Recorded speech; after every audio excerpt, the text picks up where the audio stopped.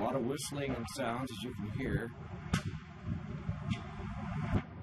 Last night I was watching a movie and I heard some explosions, which I thought was in the movie. Whoa.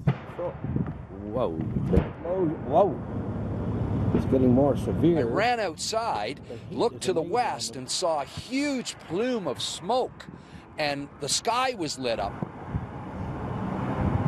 Saw huge flames, 200 feet in the air, with black smoke billowing 700 to 800 feet up. Wow, the heat is incredible. How big was this fire? It was huge. Incredible images from a deadly overnight inferno on the 400 near Barrie. At least 3 people are dead following a fiery 14-vehicle pileup.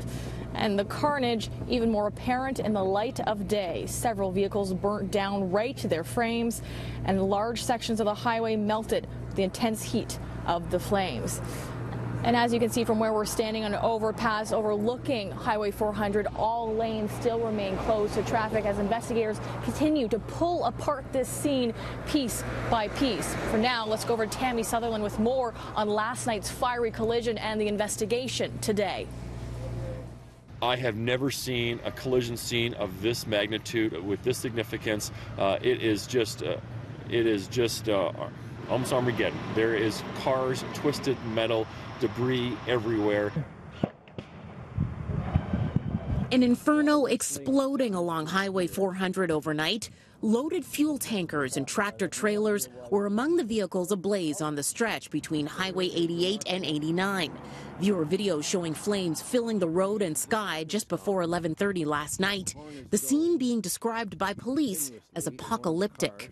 As the fire continued to flow down the highway, as the fuel was pouring out of the tanker trucks, people were literally running for their lives to escape the moving wall of fire that was coming towards them. The exact cause of the crash is still being investigated, but police believe a minor 3-car collision about 40 minutes prior may have been a factor.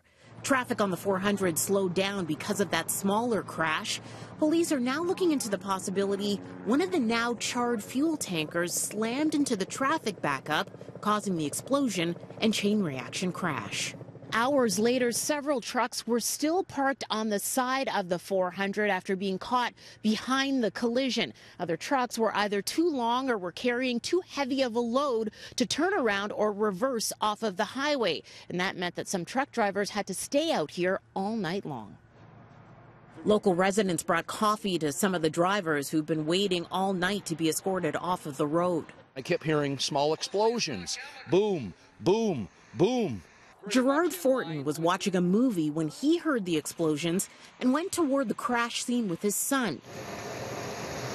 He took these images of the flames shooting into the sky and shot this video of some of the wreckage earlier this morning. Some vehicles that are completely burnt right out, ones that are approximately 100 meters away were burnt out. So the heat must have transferred to those vehicles. Fire departments from 8 different municipalities responded trying to tackle the flames. The fire was so intense, crews had to allow the flames to burn out themselves. It took them about 2 hours to get the fire under control.